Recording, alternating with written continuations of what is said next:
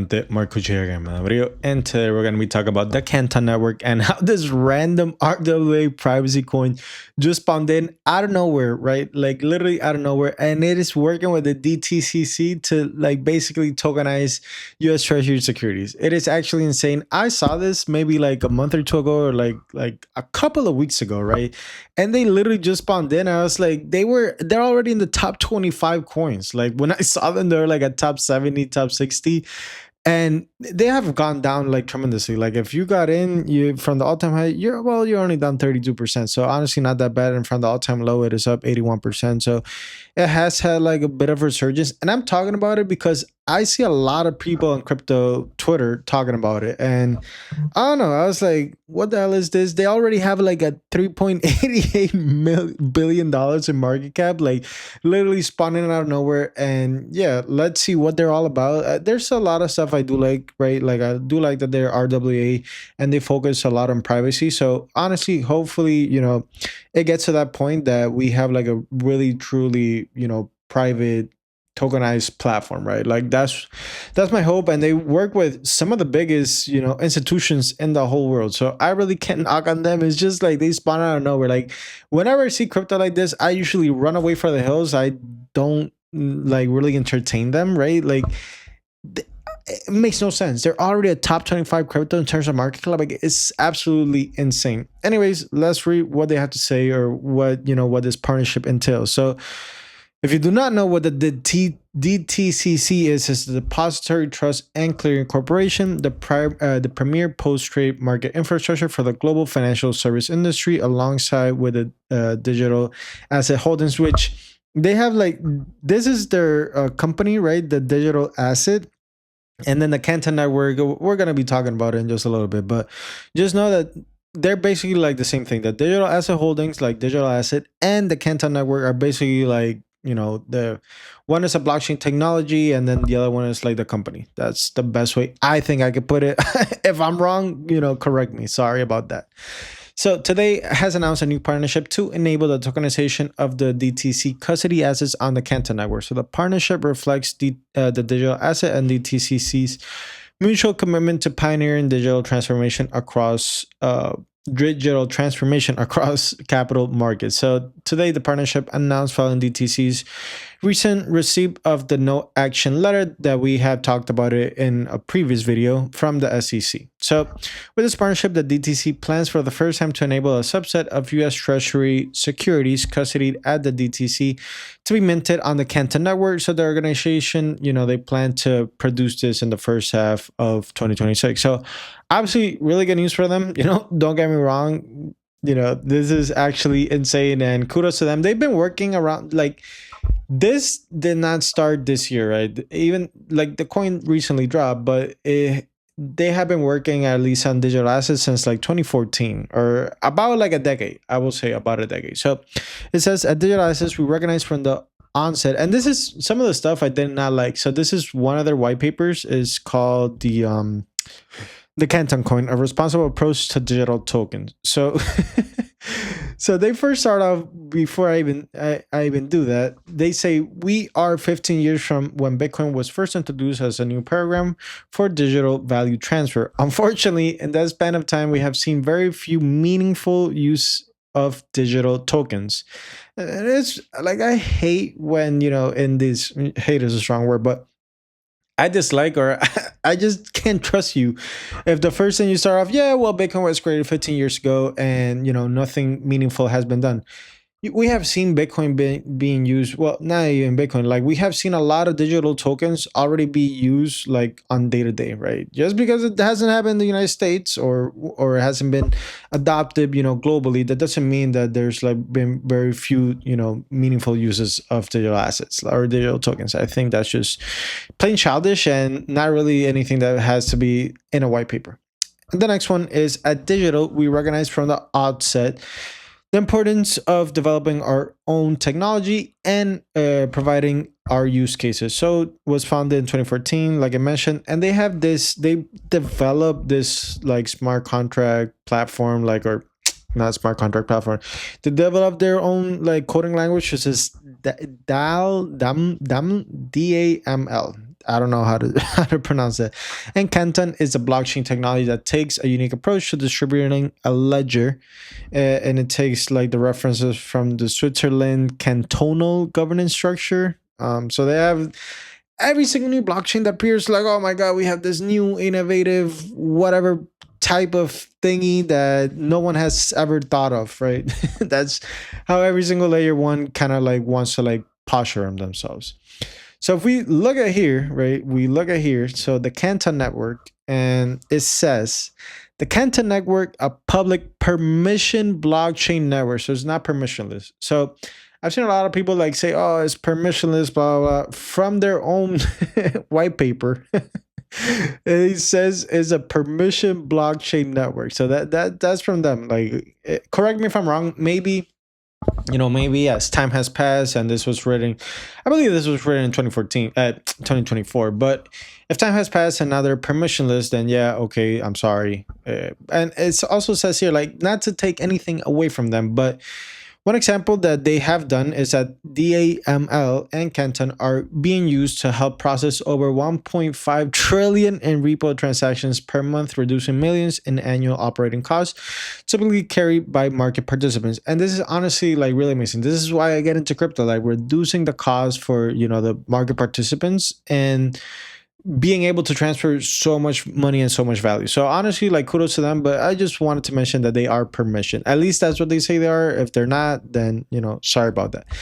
And last that I wanted to talk about this is the no initial coin offering. So they didn't have an ICO. So first and foremost, Canton Coin is not being sold in any sort of initial coin offering. Instead, the primary way to obtain Canton Coin is by providing utility to the global sequencer ecosystem. This can be done in 3 ways: operating a super validator, deploying a DAM application,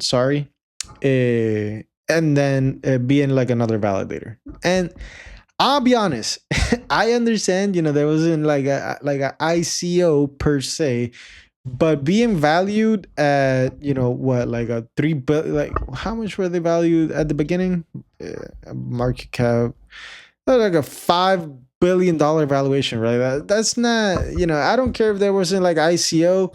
No one heard about this. I'm gonna be honest. Like, no one heard about this, and unless you've been working with them directly, you couldn't, get into this. And retail people are not even, well, they're obviously like investing, right? People like it has gone up like 80%, but I don't know. I just don't like, there wasn't like an ICO, blah, blah, like super fair, like unique, blah, blah. It's like, nah, I don't think that's how it was, but, correct me if I'm wrong. But yeah, anyways, obviously, like, read this. Don't take my word for it. Obviously, like, read every single one of these pages. They have many other ones. So, and then we can see here digital assets. This is like, their main company. And honestly, they are Citi, NASDAQ, BN Paribas, DTC, Broadridge, like a lot. And they have, according to them, right? Like, according to them, they have like 6 trillion in tokenized real world assets, 4 trillion in transaction volume per month, 12 billion digitally native securities issued, 3 million annual savings from each repo participants.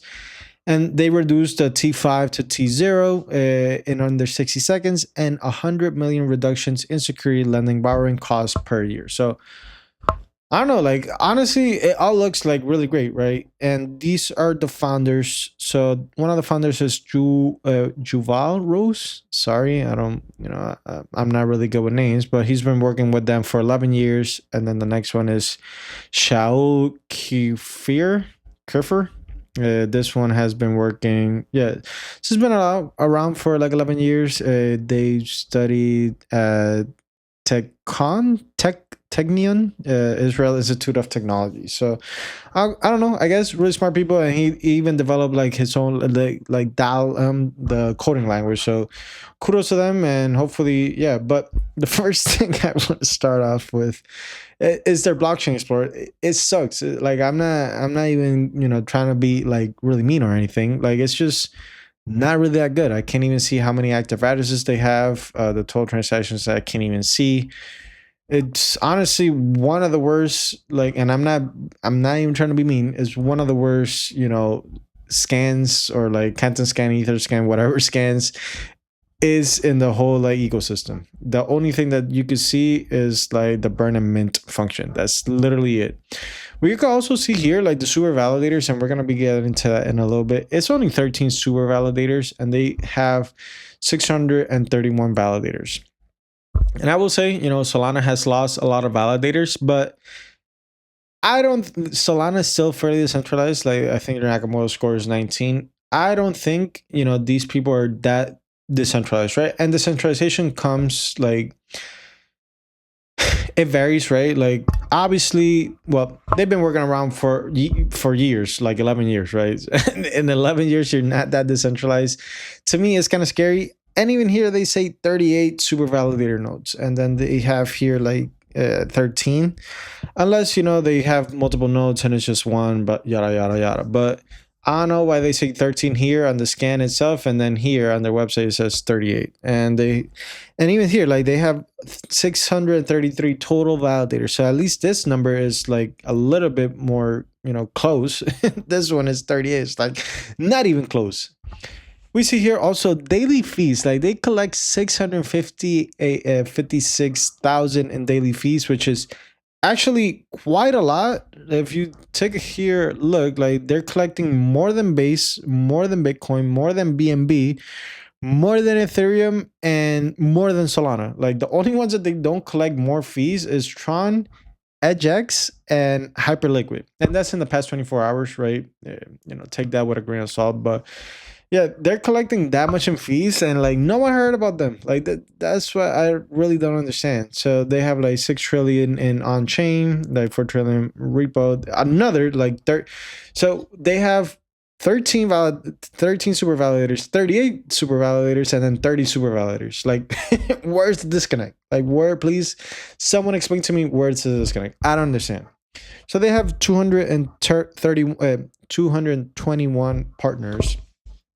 But if you see here, some of the partners, like, let me just find them. Like, well, not Barclays. Let me see. Binance is like a super validator. Like, I'll show you like a list. But like, they have like Binance, they have Bybit, they have like Canton Scan, like I said, application, Canton Swap, Chainlink, like Circle City. Like, I don't know, Coinmetrics. Like, what is Coinmetrics? Like you know, another super validator, Cointelegraph, another super validator. Like I just don't understand. Like crypto.com, like another super validator. Like that's it. Like they're just on the network, so they're like a super application. Like I don't know.